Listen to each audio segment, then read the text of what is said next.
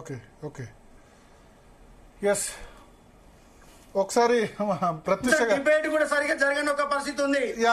ఒక్క నిమిషం ప్రత్యూష గారు మాట్లాడేది, ఎందుకంటే మీరు ఒకళ్ళు మాట్లాడారు. ప్రత్యూష గారు ఏంటి మీ వాదన ఏంటి? జియో 29 సంబంధించి మిగిలింది, మీరు జియో 29 సంబంధించి దానివల్ల మీరు సెలెక్ట్ కాలేకపోయారు మీన్స్, ఇంకా హోప్ ఉందా దాని గురించి ఏమన్నా? First I would like to thank the Zee News for covering our video and news. And నేను మానవతరాయ్ గారు ఇందాక కూడా అన్నారు వాయిదాలు వేస్తూ వెళ్లారని చెప్పేసి. ఇంతకుముందు బీఆర్ఎస్ ప్రభుత్వం అనేది ఫినాన్షియల్ అప్రూవల్ ఇచ్చింది, నోటిఫికేషన్స్ రిలీజ్ చేసి ఎగ్జామ్స్ పెట్టే టైంకి కొత్త ప్రభుత్వం అనేది వచ్చింది. వచ్చాక ఫస్ట్ టైం పేపర్ లీకేజ్ అయిన విషయం వాస్తవమే. సెకండ్ టైం బయోమెట్రిక్ ఏదైతే బయోమెట్రిక్ ఇష్యూ ఉందో ఆ బయోమెట్రిక్ గురించి కేసులు వేసిందే కాంగ్రెస్ ప్రభుత్వము. ఈ రోజు అంటున్నారు కదా ఇంత ఇన్ని డబ్బులు పెట్టి ఎక్కడి నుంచి తీసుకొని వస్తున్నారు అడ్వకేట్స్ అని అడుగుతున్నారు. నేను కాంగ్రెస్ ప్రభుత్వాన్ని అడుగుతున్నాను డైరెక్ట్లీ. ముఖ్యమంత్రి గారు ఎప్పుడు ఇదివరకు అపోజిషన్ లీడర్ ఉన్నారు ముఖ్యమంత్రి గారు రేవంత్ రెడ్డి గారు, అప్పుడు రేవంత్ రెడ్డి గారే అన్ని కేసులు వేసింది. మన బల్మూర్ వెంకట్ గారే బయోమెట్రిక్ కేసు వేసి కావాలని చెప్పి ఆ ఎగ్జామ్ ని వాళ్ళే మళ్ళీ క్యాన్సిల్ చేయించింది కూడా వాళ్ళే. అయితే ఈ రోజు వాళ్ళ ప్రభుత్వం చేసిన కారణంగానే మేము ఇన్ని రోజులు ఇలా సఫర్ అవ్వాల్సి వస్తుంది. వాళ్ళే బయోమెట్రిక్ ఉండాలి, బయోమెట్రిక్ అది చాలా ఇంపార్టెంట్ అని చెప్పింది వాళ్ళే. ఈ రోజు ఇదే ప్రభుత్వము మళ్ళీ రెండు హాల్ టికెట్స్ తీసుకొని వచ్చింది. ఎక్కడ కూడా ఇండియాలో ఒక 2 హాల్ టికెట్స్ ఉండవండి. ఒక ఎగ్జామ్ మొత్తం ప్రాసెస్ కంప్లీట్ అవ్వాలంటే ఒకటి హాల్ టికెట్ అనేది ఉండాలి, అదొకటి. ఇంకో సెకండ్ థింగ్ ఏంటంటే ఇందాక చెప్పారు వాయిదాలు వేసుకుంటూ వెళ్తున్నారు అని చెప్పేసి. ట్రాన్స్పరెంట్ గా ఎగ్జామ్ కండక్ట్ చేయండి, మాకు కూడా నోటిఫికేషన్స్ కావాలి, మాకు కూడా జాబులు కావాలి, ట్రాన్స్పరెంట్ గా చేయండి.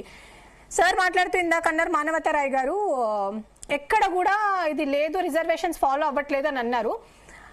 వాళ్ళు ఇచ్చిన యూత్ డిక్లరేషన్ లో ఏముంది అంటే మేము టీజీపీఎస్సీని ప్రక్షాళన చేసి యూపీఎస్సీ లాంటి ఒక సంస్థకి ఇస్తాము, యూపీఎస్సీ ఎలాగైతే ఎగ్జామ్స్ పెడుతుందో అలానే పెడతాము అని అన్నారు. యూపీఎస్సీలో ప్రిలిమ్స్ లో రిజర్వేషన్ అనేది ఫాలో అవుతారు. నేను ఈ కాంగ్రెస్ నాయకులకు తెలియకపోతే వాళ్ళందరికీ చెప్దాం అనుకుంటున్నాను. యూపీఎస్సీ అనే ఒక కాన్స్టిట్యూషన్ బాడీ, ఒక ఇండిపెండెంట్ బాడీ, అందులో ఆ ఎగ్జామ్స్ లలో రిజర్వేషన్స్ అనేది ఫాలో అవుతారు. కానీ ఈ రోజు ప్రిలిమ్స్ నుంచి మెయిన్ సెలక్షన్ లో కూడా అవునండి, ప్రిలిమ్స్ నుంచి మెయిన్ సెలక్షన్ లో రిజర్వేషన్ ఫాలో అవుతారు. ఇందాక ఆయన చెప్తూ అన్నారు ఏమి రిజర్వేషన్స్ ఫాలో అవ్వరు, ఎక్కడ కూడా ఇలాంటిది ఒకటి లేదు అని చెప్పారు. ఒక సార్ కూడా ఒక మార్జినలైజ్డ్ కమ్యూనిటీ నుంచి వచ్చిన ఆయన ఈ రోజు రేవంత్ రెడ్డి గారి మోచేతి నీళ్ళు తాగడం అనేది కరెక్ట్ కాదు, ఆయనకు పప్పెట్లాగా బిహేవ్ చేయడం అసలే కరెక్ట్ కాదు. ఎస్సీ ఎస్టీ బీసీ వాళ్ళు చాలా మంది నష్టపోయి రోడ్లకి అడుగుతుంటే వీళ్ళకి ఎగ్జామ్ చేత కాదు కాబట్టి రోడ్లకి అడుగుతున్నారంట. అంటే ఇక్కడ మా గురించి మేము అడగడం తప్ప, మేము ఒక ఎస్టీ బిడ్డ ఎస్సీ బీసీ వాళ్ళు మాకు కూడా అవకాశాలు దొరకాలి, 14 years తర్వాత వచ్చిన జాబ్స్ మాకు అవకాశాలు దొరకాలని మేము అడగడంలో ఏమన్నా తప్పుందా? మేము రోడ్లు ఎక్కినాం, మరి మీరెందుకు లాఠీ చార్జ్ చేశారు? ఈ రోజు రాహుల్ గాంధీ గారు ఆమె డెమోక్రటిక్ పర్సన్ అని అంటారు. మరి తెలంగాణ డెమోక్రసీ ఎటుపోయింది? మన రేవంత్ రెడ్డి గారి పాకెట్ లో ఉందా డెమోక్రసీ అనేది? మరి తెలంగాణ డెమోక్రసీ ఫాలో అవ్వాలి కదండి. నేను మానవతరాయ్ గారికి ఒకటే చెప్తున్నాను, మీరు అసలు మీరు ఏం ఎగ్జామ్ క్వాలిఫై అయ్యే రోజు కార్యకర్త అయ్యారు? మీరు ఏం ఎగ్జామ్ క్వాలిఫై అయ్యే రోజు కార్యకర్త అయ్యారు? మీరు ఒక అడ్వకేట్ అయ్యుండి మీకు జ్యుడిషియరీ తెలుసుండి మీకు మొత్తం బుల్డోస్ చేస్తున్నారన్న విషయం మీకు తెలియట్లేదా? ఈ రోజు సుప్రీంకోర్టు ఎక్కడ కూడా మెరిట్స్ లోకి వెళ్ళలేదు, కేసు మెరిట్స్ లోకి వెళ్లకుండా డిలే అండ్ లాషెస్ పేరు మీద కేసెస్ అన్ని కొట్టేసిందండి. ఈయన ఒక కార్యకర్త అయ్యుండి ఎవరైనా స్టూడెంట్స్ అడిగితే నువ్వేం ఎగ్జామ్ క్వాలిఫై అవుతున్నావు, ఏం ఎగ్జామ్ రాసావనండి, అసలు ఒక మనిషేనా ఇలా మాట్లాడతారా ఎవరైనా?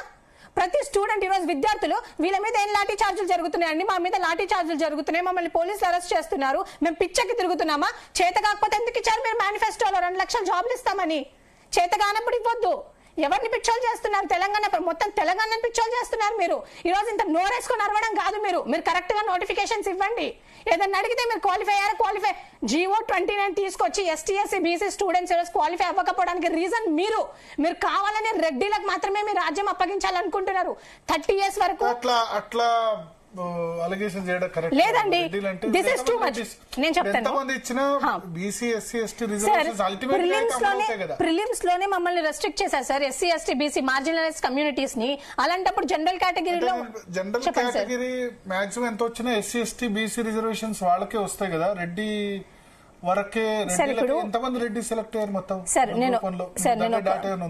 సార్ మాతో డాటా కూడా ఉంది. నేను ఒక చిన్న విషయం చెప్తాను సార్. 500 ఫర్ ఎగ్జాంపుల్ 500 పీపుల్ మనము ప్రిలిమ్స్ నుంచి మెయిన్స్ కి వెళ్ళాలనుకోండి సార్, ఆ 500 పీపుల్స్ నెలనివ్వకుండా నువ్వు 200 వరకే రెస్ట్రిక్ట్ చేసావు. నువ్వు ఎస్సీ ఎస్టీ బీసీలను 200 వరకే రెస్ట్రిక్ట్ చేసావు. అక్కడే చాలా మంది ఆగిపోయారు కదా సార్. 14 ఇయర్స్ నుంచి చాలా మంది స్టూడెంట్స్ మన చిక్కడపల్లి ఉస్మానియా యూనివర్సిటీలలో, ఈ మానవతరాయ్ గారికి కూడా తెలుసు సార్, ఉస్మానియా యూనివర్సిటీలలో చెప్పులకి చిన్న చిన్న కాంటలు వేసుకొని తిరుగుతున్న స్టూడెంట్స్. నిరుద్యోగులు ఎవరు ఉంటే వాళ్ళని ప్రతిపక్షంలో ఉన్న వాళ్ళు అంతే చేస్తారు. ఇప్పుడు బీఆర్ఎస్ చేస్తారు, అంతకుముందు కాంగ్రెస్ చేసింది. కోర్టులో అప్పుడు కాంగ్రెస్ కేసులు వేసింది, ఇప్పుడు బీఆర్ఎస్ చేస్తుంది. మీరు ఎందుకు నమ్మాలి ప్రతిపక్షంలో ఉన్న? నేను ఒక చెప్తాను సార్, ప్రతిపక్షంలో ఎవరు ఉంటే వాళ్ళు అధికార పక్షం మీద రెచ్చగొడతారు. అది కాంగ్రెస్ అయినా బీఆర్ఎస్ అయినా బీజేపీ అధికారంలోకి వస్తే గనక వీళ్ళిద్దరు కలిసి ఎగరగొట్టచ్చు, అంతే కదా. ఎవరు కూడా ఒప్పుకోరు కదా సార్. ఒక విషయం సార్, ట్రస్ట్ చేయాలి లేదు సార్, ట్రస్ట్ అని కాదు. ఇప్పుడు మీరే ఆలోచించండి సార్, మేము ఒక మామూలు సార్ నిరుద్యోగులం. ఇప్పుడు అంత అరిచినా ఏమీ కాదు సార్ మీరు, మేము ఒక మామూలు నిరుద్యోగులం సార్. ఇప్పుడు వీళ్ళంటే ఇందాక అన్నారు కపిల్ సిబ్బల్ లాంటి పెద్ద పెద్ద లాయర్ ని తీసుకొని వస్తున్నారు, బీఆర్ఎస్ హెల్ప్ చేశారని అన్నారు. మరి టీజీపీఎస్సీ గవర్నమెంట్ అడ్వకేట్స్ ని పెట్టుకోవచ్చు కదా సార్. మానవతరాయ్ గారు, అశోక్ గారు, మీరు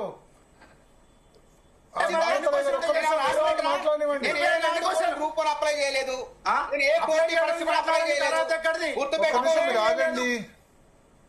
సార్. నిరంజన్ రెడ్డి లాంటి ఒక టీజీపీఎస్సీ మాత్రం నిరంజన్ రెడ్డి లాంటి ఒక ఏమంటారు హై క్యాడర్ ఒక అడ్వకేట్ ని తీసుకొని రావచ్చు సార్. మేము మాత్రం మాత్రం డబ్బులు లిటరల్లీ మాకు ప్రతిపక్షాలు హెల్ప్ చేశాయంటే ఈ రోజు న్యాయం ఉంటే అడ్వకేట్స్ ఎంత. ఇప్పుడు కపిల్ సిబల్ తీసుకొని వెళ్ళారు మీరు, అవును సార్, కానీ అయిందా? రాలేదు కదా రెస్పెక్ట్. మీ దగ్గర జస్టిస్ ఉంటే అడ్వకేట్ బట్టి కోర్టు నిర్ణయం తీసుకుంటే అంటే పూర్తిగా కరెక్ట్ కాదు, కొంతవరకు అంగీకరించవచ్చు. సీనియర్ అడ్వకేట్ అంటే కొంచెం పేషెంట్ హియరింగ్ ఇస్తారేమో కానీ మెరిట్ ఉంటుందా లేదా అన్నది అల్టిమేట్ గా చూస్తారు. అదే సార్, మెరిట్ లోకి వెళ్ళలేదు. ఎగ్జాంపుల్ అంటే ఇప్పుడు కపిల్ సిబల్ మీరు తీసుకెళ్లినా ఏమన్నారు, ఎగ్జామ్ స్టార్ట్ అయింది కదా, ఇప్పుడు ఏం చేయగలుగుతాం అని అన్నారు G.O. 29 విషయంలో.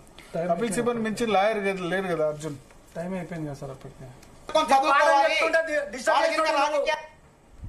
తిరగమనండి, స్టూడియోలు తిరగమనండి, రోడ్డు మీద తిరగమనండి. కాదు, మళ్ళీ గ్రూప్ 1 వచ్చే నోటిఫికేషన్ లో ఉద్యోగాలు సాధించాలంటే నువ్వు గ్రూప్ 1 డిస్కషన్ కి ఎందుకు వచ్చినావు? మెయిన్స్ లో ఎన్ని పేపర్లు ఉన్నాయి, ఎన్ని మార్కులు వచ్చినాయి, ఫిలిమ్స్ లో ఏం జరిగింది, మెయిన్స్ లో ఏం జరిగింది తెలుసా నీకు? నీకు తెలుసా సబ్జెక్ట్ తెలుసా? నీకు ఏం తెలుసురా బాబు? ఎన్ని పేపర్లు చెప్పాలా ఫస్ట్? నీది మిడిమిడి ఎన్ని పేపర్లు చెప్పాలి? నువ్వు మధ్యలో మేధావి, మొదటి మేధావి కాదు. యూనివర్సిటీలో చదువుతున్నావు, మధ్యలో మేధావి నువ్వు. గ్రూప్ 1 రాసినావు, నువ్వు గ్రూప్ 1 రాసినావు, ఏమైంది? నీకు వచ్చిందా? వచ్చిందా అంట నీకు? ఓయిలో చదువుకున్నావా? అరే ఓయిలో డబ్బులు తీసుకొని ఇంకో విషయం కూడా ఇందాక మానవతరాయ్ గారు అన్నారు మా ప్రభుత్వం 60,000 ఉద్యోగాలు ఇచ్చింది, 60,000 ఉద్యోగాలు ఇచ్చిందని చెప్పేసి అంటున్నారు. మొన్న అసెంబ్లీలో మన బట్టి విక్రమార్క గారు ఒక మాట అన్నారు, ఈ ప్రభుత్వం 60,000 ఉద్యోగాలు ఇచ్చింది, కాకపోతే మేము నోటిఫై చేసింది, మేము నోటిఫికేషన్స్ ఇచ్చింది కేవలం 16,978 అని చెప్పేసి బట్టి విక్రమార్క గారే ఒక స్టేట్మెంట్ ఇచ్చారు సార్. ఇందాక సార్ ఉండి మేము 2 లక్షలు ఇచ్చాము, మేము 1,00,000 ఇచ్చాము, అది ఇది అని అంటున్నారు. ఈవెన్ వాళ్ళ మంత్రులు కూడా ఇలా మేము అది ఇచ్చాం ఇది ఇచ్చామని చెప్తున్నారు సార్. వాళ్ళే అసెంబ్లీలో మాట్లాడారు, పేపర్ లో కూడా వచ్చింది సార్. వాళ్ళు ఇచ్చింది కేవలం 16,978 మాత్రమే సార్. అవి కూడా వాళ్ళు ఇచ్చింది గ్రూప్ 1, గ్రూప్ 2, గ్రూప్ 3 ఇలాంటి పెద్ద పెద్ద పోస్టులు కాదు, ఎక్కడో చిన్న చిన్న పోస్టులు సార్. డిఎస్సి కానీ అసిస్టెంట్ ప్రొఫెసర్ ఇన్ హెల్త్ అలాంటి పోస్టులు మాత్రమే ఇచ్చారు. ఎక్కడ కూడా మాకు ఒక ఏమంటారు గ్రూప్ 1, గ్రూప్ 2 లాంటివి ఏమి ఇవ్వలేదు సార్. ఇది కూడా ఇందాక అంటున్నారు కాబట్టి చెప్తున్నాను. స్టూడెంట్స్ అందరు బయటకు వచ్చి రోడ్లు ఎక్కుతున్నారు, వాళ్ళు రాజకీయాలు చేద్దాం అనుకుంటున్నారని చెప్తున్నారు. 30 లక్షల మంది ఓటీఆర్ రిజిస్టర్ చేసుకున్నారు సార్. 10,000 మంది స్టూడెంట్స్ బయటకు వచ్చారు. 10,000 మందిని ఏ రాజకీయ పార్టీ కొన్నది అనేది ఆయన ఆన్సర్ చేయాలి సార్. దానికి 10,000 మంది స్టూడెంట్స్ మన అశోక్ నగర్ 563 ఉద్యోగాలు ఉన్నాయి అనుకోండి, 563 ఉద్యోగాలు